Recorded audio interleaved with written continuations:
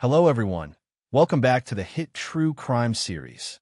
Today, we're going to dive into a case that's made the whole of Long Island shiver, where the killer might just be someone you see every day right next door to you. Yes, you heard that right. The suspect next door, the notorious killer behind the grisly deaths, hiding in the community where no one knows. And today, we're going to uncover every creepy detail, every online clue, every twist, and every heart-pounding twist. Brace yourselves, because we're going to start at the climax of the case, where all the mysteries meet and the truth slowly comes out. Long Island, where people once thought they could sleep peacefully in their homes protected by wooden fences, neat lawns, and cute dogs, is now engulfed in silent fear. People have become accustomed to peaceful lives. A cup of coffee on Sunday mornings, neighbors greeting each other over the fence, the occasional siren of a patrol car, until a series of bodies are discovered on the beach. And the most terrifying thing? The killer seems to know everything about this community, knows who is who, knows who is vulnerable, and who should be watched. It all started one foggy morning, when the police received a tip from a beachgoer who happened to find a black bag partially buried in the sand. When they opened it, they found the first clues to the killer. Personal belongings, papers, and very personal details of the victims. The police immediately realized that this was not the work of a typical killer, but rather one that showed signs of meticulous planning, careful calculation, and ruthlessness. In the following days, the investigation team began to survey the beaches and surrounding areas, collecting every piece of data from the crime scene, from debris to footprints to cell phone data. They quickly noticed a pattern. The victims were all women. Many had relatively public online activities, and everything seemed to have been monitored before the incident. While the investigators were busy with the scene, the surrounding residents began to take notice. An elderly neighbor frowned and said, "I still see that guy every day, mowing the lawn, talking to the cat, looking like a normal person. Who would have thought? Who would have thought he could do such things?" This small voice echoed in the community, causing many people to start doubting those around them, even those they once trusted. For the investigation team, this was a clever chase. The killer not only hid the bodies cleverly, but also used the internet, social networks, and online information to manipulate and track the victims.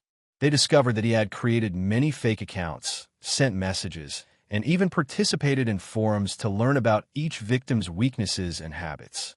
An analyst sneered. If he had taken the online intelligence exam, he would have definitely gotten a perfect score, but the only thing is he chose to kill people instead of studying well. What makes the case even more horrifying is how he blends into the community, standing next to you in the supermarket, chatting with you in the park, and even pretending to care about people's lives, while his terrifying actions are happening silently. The investigation team realized that anyone could be a killer. Any small action could become an important trace. While the team tried to trace his steps, they discovered a horrifying but surprisingly funny detail. He liked to use donuts as a way to flirt with his victims online. Yes, you heard right, donuts. He sent pictures of donuts, commented on his eating preferences as a way to approach his victims without arousing suspicion. One investigator half-joked, if he wanted to, he could open a bakery and still kill effectively. Just add a little spice. As they pieced together online data, combined with physical evidence and witness testimony, the team gradually narrowed down the suspect. But he was still evasive, changing his behavior and creating false clues to throw them off track. The tension wasn't just about solving the case, but also the psychological pressure of knowing the killer could be standing right next to you. One night, the team received an anonymous phone call with more information. He had a local contact who helped him hide the bodies and check public places. Everyone on the team was both scared and excited. Well, if he has an ally, they're probably having pizza parties and laughing every time we go looking for clues, said one member. The hunt intensified as investigators began to compare online data with his actual behavior. They found that he often walked near the beach in the early morning, often wearing a hoodie and sunglasses, a seemingly harmless behavior that was actually used to observe the movements around him. His every move was recorded, analyzed, and a highly detailed behavioral map was gradually created. The investigation team also discovered that he had a trove of detailed information about his victims, including diaries, emails, and personal information. This was the key to explaining how he selected his targets and planned his actions, but it was also a clear demonstration of his sophistication and pathology. One analyst commented with a smirk, "If he had blogged about tactics, he would have been famous, but unfortunately the content is a bit not very good." As Chapter 1 ended, things seemed to be building up. The community began to suspect each other, the police followed online traces, and the killer remained in plain sight, right next door to you. The clues were ready to move to the decisive stage, where every trace, every testimony, and every online data would combine to expose the true face of the killer living right next door. Feeling chilled yet? Stay tuned for the next part, where the investigation team will start to delve deeper into online connections.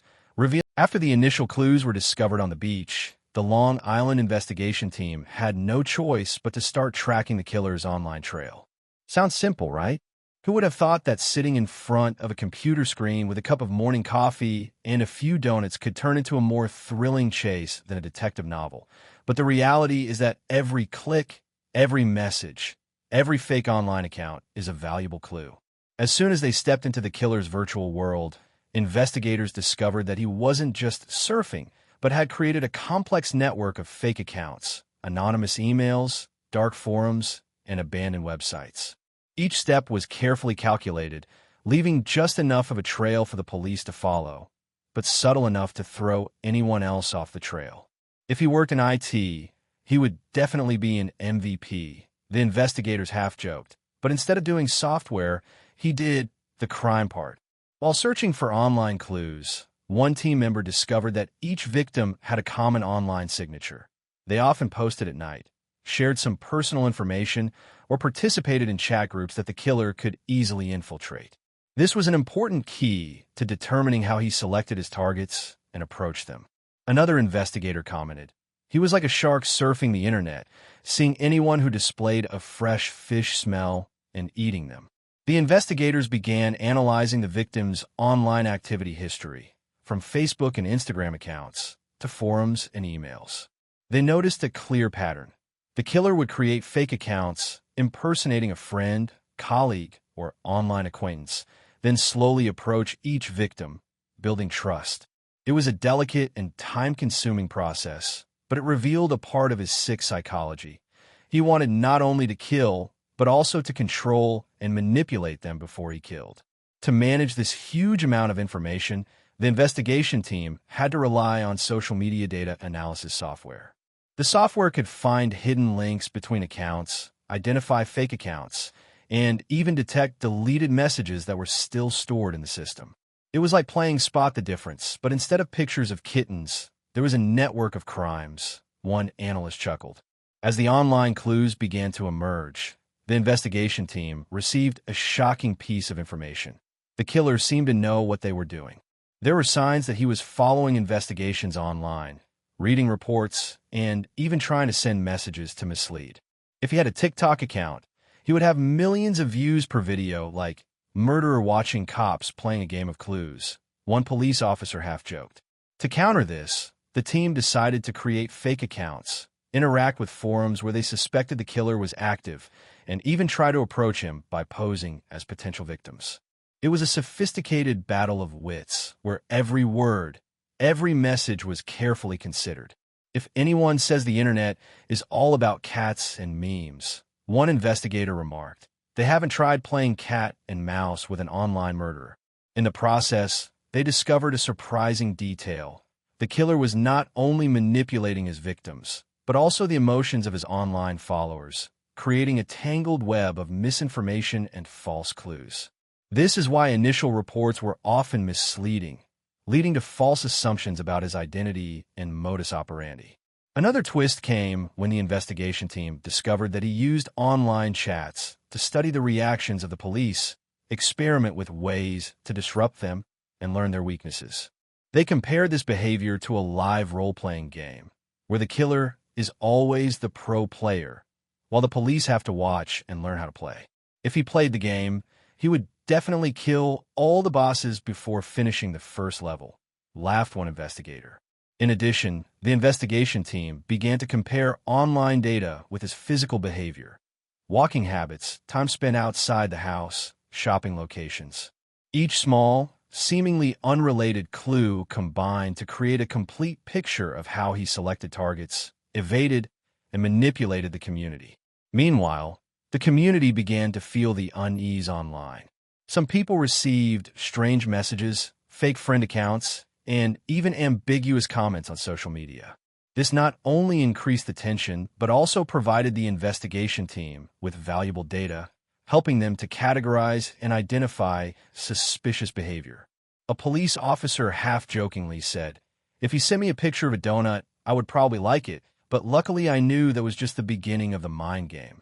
They called these messages donut bait, elaborate traps designed to gauge the reactions of both the victim and the investigator. The online search led to a groundbreaking discovery.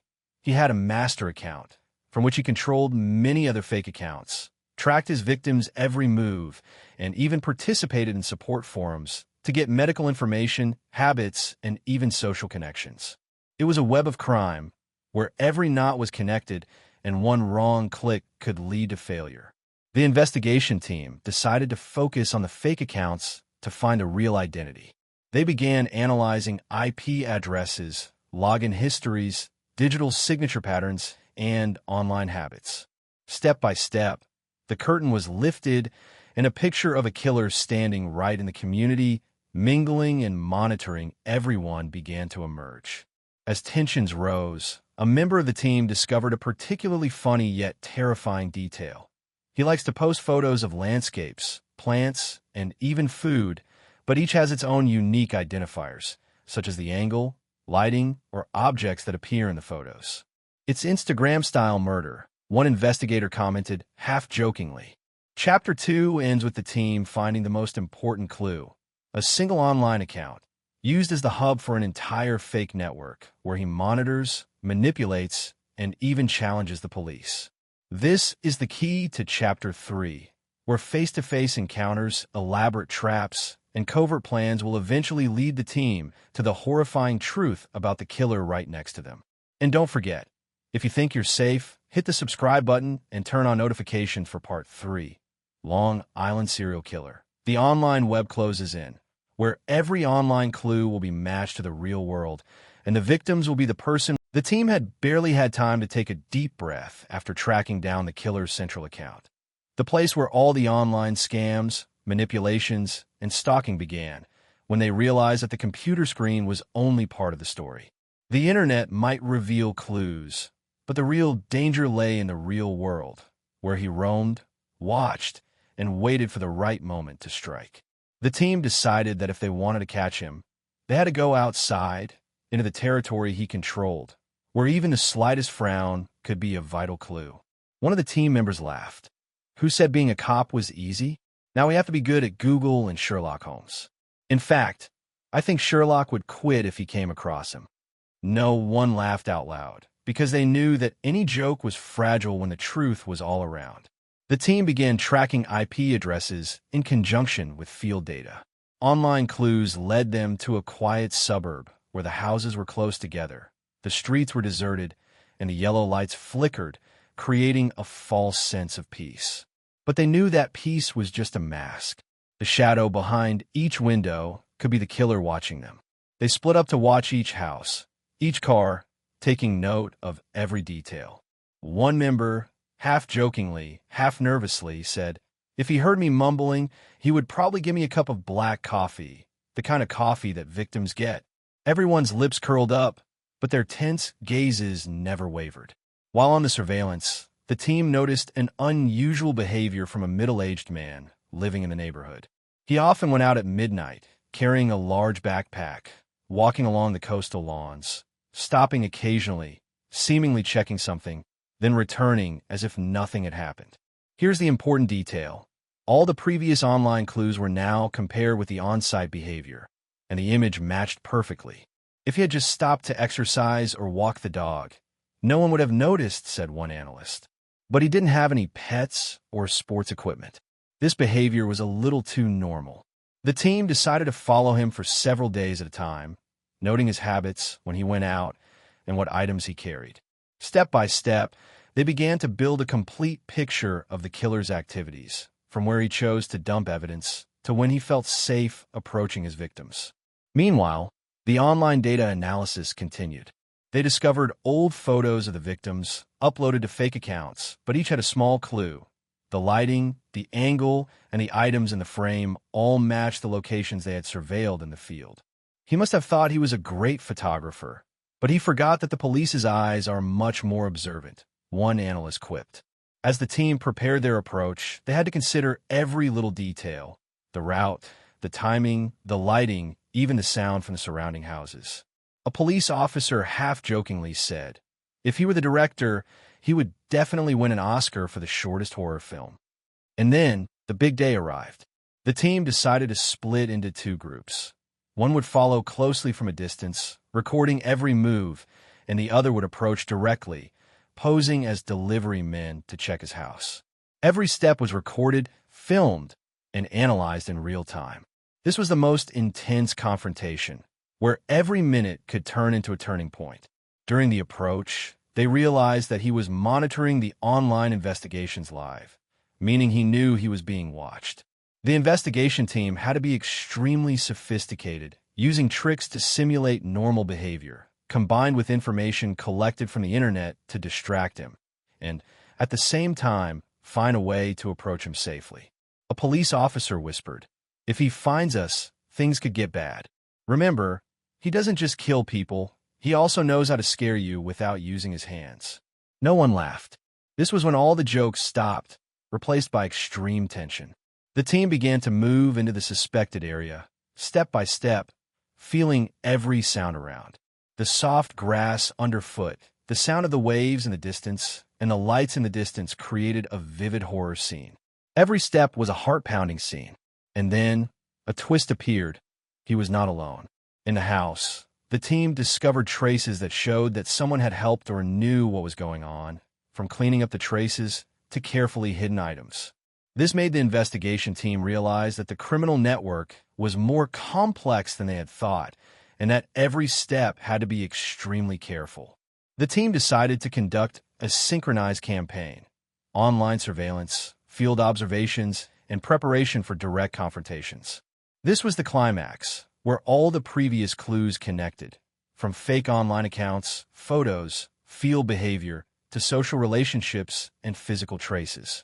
During the deployment, the team discovered that the killer was very sophisticated in his behavior when preparing for a confrontation. He hid clues, set up traps, and tried to manipulate the investigators' emotions. He definitely studied psychology, and, if he could, he would have done an online course on how to scare the police while keeping his cool, one analyst half-joked. And then, the final face-to-face confrontation took place. The team entered the house, step by step, using the tactics they had prepared. Every move was recorded. Every gesture was observed. And when he appeared, a thick tension filled the entire space. He looked straight into the investigator's eyes. A half-humorous, half-evil smile appeared, as if he knew the game had just begun. The investigators began to ask direct questions, based on social media clues, field behavior, and the signs he left behind. Every answer he gives is analyzed. Every gesture is noted. It is a fierce confrontation, where truth and lies intertwine, and even a small mistake can ruin the entire operation. An unexpected twist appears. He partially admits to his online actions, but still keeps many secrets. This is the moment the team realizes that the story is not just about individual crimes, but a complex network with many more victims that may not be known. The team must pause, analyze all the information, and plan their next strategy. They know that the rest of the case will have to be solved skillfully, intelligently, and absolutely safely, but at the same time, the online clues will match up with what they have just seen in reality, creating a complete picture of the killer that no one has ever seen before. And at this point, the investigation team sends a message to the audience. Prepare yourself for Part 4, Long Island Serial Killer, the suspect next door, where all the relationships around him, the neighbors and the community, will be thoroughly exploited, and the horrifying secrets will gradually be exposed, and the questions about trust, observation, and the sophistication of the crime will be answered in a dramatic and thrilling way, with a tense rhythm mixed with humorous comments. Chapter 3 has connected all the online clues with the field, creating a direct climax, and leaving important mysteries open as night fell on Long Island, where the sea and sand were so quiet it seemed like the wind was rustling. The team knew it was time to get closer. They would be closer to the killer who had terrorized communities from small towns to seemingly peaceful suburbs for years. A chill crept through every alley, every house, but the team continued to move forward with unwavering determination. One member chuckled. Who would have thought Long Island at night could be like a horror movie? Except we don't have a director to prompt our lines. No one answered because they were so focused that every little sound echoed in their minds. The team began by recreating all the clues online. Fake accounts, photos of victims, strange chats. Every little detail is analyzed, highlighted, and compared to the actual behavior they observed in Chapter 3. This is when the web of crime comes alive. The pieces of the puzzle begin to fit together, and the killer's image becomes clearer than ever. One of the key findings is the connection between the victims and a group of intermediaries who seem to have no idea that they are aiding a horrific crime. The investigation team's size, if he's running a manipulation class, will definitely have to book tickets soon. They can't help but laugh, but the tension doesn't lessen. Every clue is a debt to justice and innocent victims. During this time, one member discovers a mysterious online library where the killer stores indirect videos of the victims, like a collection, but with a haunting, horrifying undertone. The team immediately decided that they needed to access and back up all the data, but they had to be extremely careful. If the killer found out, everything could be gone in an instant. To prepare for the direct approach, the team divided the tasks. One team would monitor the neighborhood from afar, using hidden cameras and GPS tracking devices. The other team would approach his house, using fake identities and a detailed plan of attack. Each member knew that even a small mistake could put them in a dangerous situation. A police officer chuckled. If we survive without coffee, it will be a miracle. The final day of the operation came, and everything followed a cinematic rhythm. Low light, the sound of waves, and every movement in the darkness were recorded. As the team approached the house, they saw him from inside, preparing to clean up the traces. The scene was both familiar and haunting. He knew someone was watching, but he still acted as if he was in control. The team conducted a face-to-face confrontation, using evidence collected online and in the field. He admitted to some of his actions, but kept many secrets, forcing the team to constantly change tactics, ask smart questions, and read every gesture and look. One member commented quietly, "If he studied psychology, we would definitely be in the honors class." During the confrontation, the team discovered an area where physical evidence was hidden, from the victim's personal belongings, traces of DNA, to items arranged purposefully. This was important evidence to connect the victims together and, at the same time, strengthen the legal charges. Not stopping there, the team also had to face the sophistication of the killer's psychological manipulation tactics. He tried to sow confusion, making the members suspicious of each other, but thanks to good coordination and steely spirit, they still held their ground. One member thought to himself, "He thinks we are easily scared, but we have watched too many horror movies. He can't do anything." After many tense hours, the group decided to speed up the investigation, starting to exploit the relationships around him, from neighbors, friends, colleagues, to people who had interacted with him online. Every statement, every detail was recorded, analyzed, and compared with the evidence at the scene. This is when the whole picture of the murder became clear, but also revealed terrifying secrets that had never been known. One discovery in particular made the group shudder.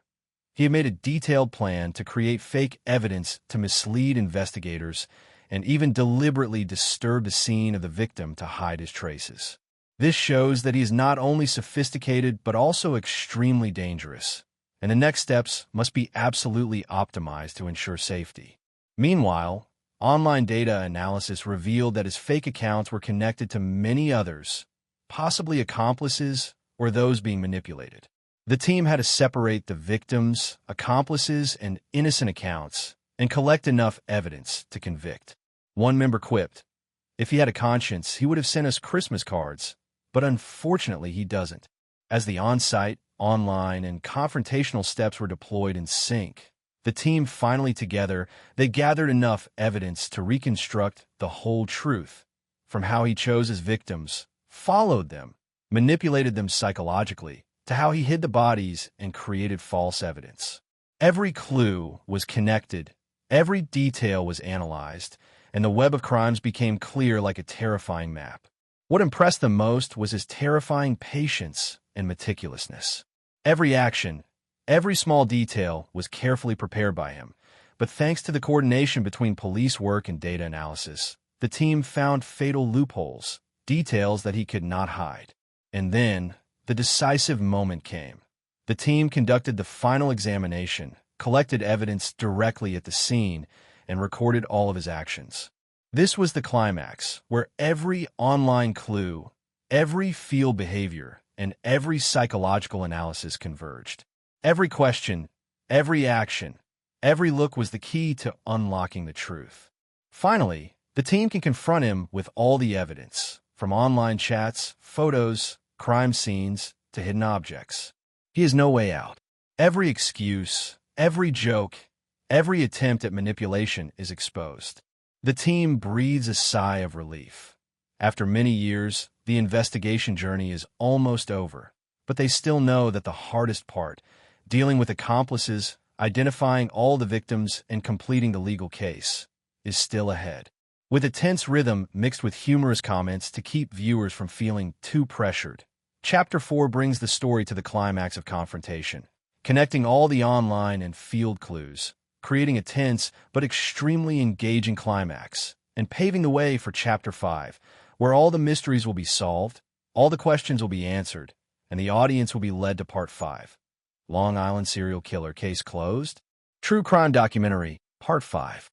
And before closing this chapter, the investigation team sends a message to viewers. Prepare yourself for the final climax, where the truth will be revealed, questions about the killer will be answered, and you will understand how the community... That night, Long Island was shrouded in a cold fog, and the sea breeze whistled through the empty houses. The team, after months of surveillance, online data analysis, crime scene surveillance, and confrontations with the killer, knew that this was the moment when all the pieces would come together. They entered the suspect's house with a full complement of recording equipment, evidence collection kits, and, most importantly, steely nerves that had been honed through a series of intense investigative steps. One member chuckled. Who would have thought that one day we would be wearing Batman-style armor to investigate a real-life murder? No one answered, as everyone's eyes were on the door, where the killer's silhouette loomed behind the curtain. As soon as he opened the door, he realized that the team was there. The confidence in his eyes was still there, but his heart rate had increased. The police team immediately launched a plan for direct confrontation, each question carefully prepared based on evidence from the online network, the scene, and previous statements. "We know everything you did," the investigator began, his voice both stern and emphatic so as not to give him any opportunity to dodge. He sneered, "Oh, I guess you guys have read all my social media logs, huh?" One member whispered, "It's just like a challenge in the movies, except we're not allowed to press the pause button." The confrontation began with extreme tension. Each piece of evidence presented, each online chat, each carefully edited photo, each item at the scene arranged in chronological order. He tried to justify, distract, even mentally intimidate the members, but all efforts were in vain. The investigators, thanks to their experience and psychological analysis, immediately recognized the pattern of manipulation. He always tried to make others suspicious of each other.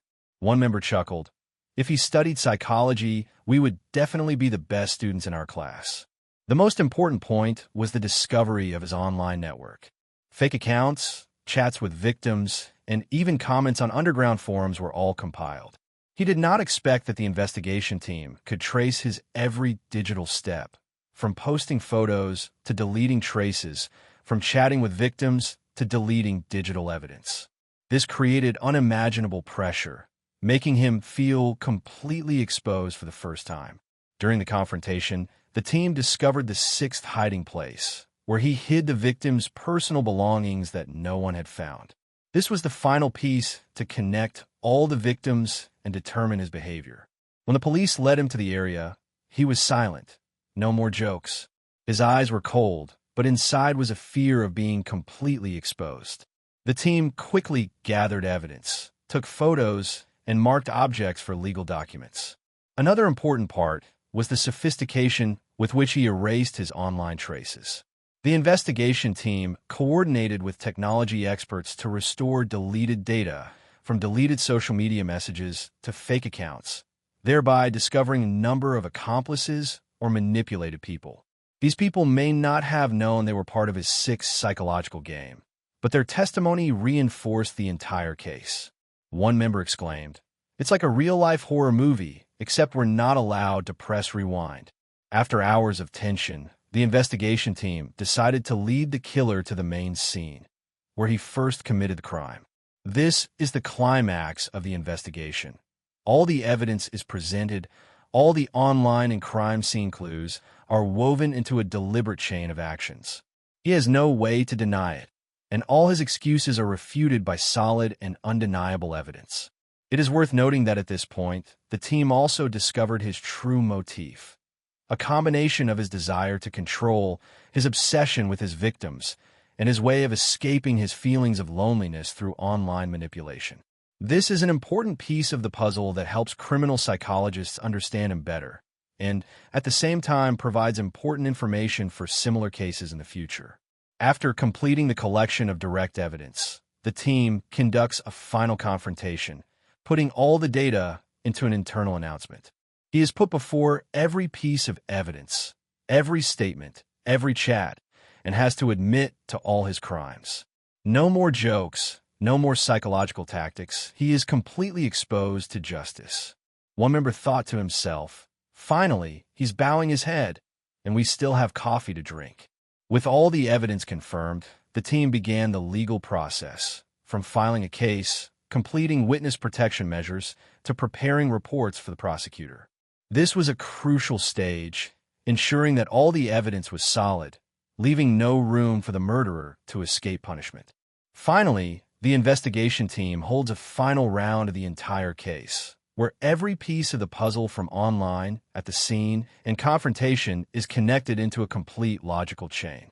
Every victim, every action, every piece of evidence is decoded, and the picture of Long Island serial killer, the suspect next door, becomes clear, distinct, and horrifying as it actually happened. Before ending, the team sends a message to the audience. Prepare yourself for Part 5. Will justice be served? Where the story will go to the legal end, decide the fate of the murderer, and reveal never-before-seen details about the victims and accomplices. Don't forget to follow, share, and join the comments, because Part 5 will bring a climax experience, solve all the mysteries, and make you both shiver and unable to take your eyes off the screen. And with a final, gentle joke, if you think you just had a horror evening with us, Part 5 will have you readying your coffee and pillows, because this is where justice comes to its climax.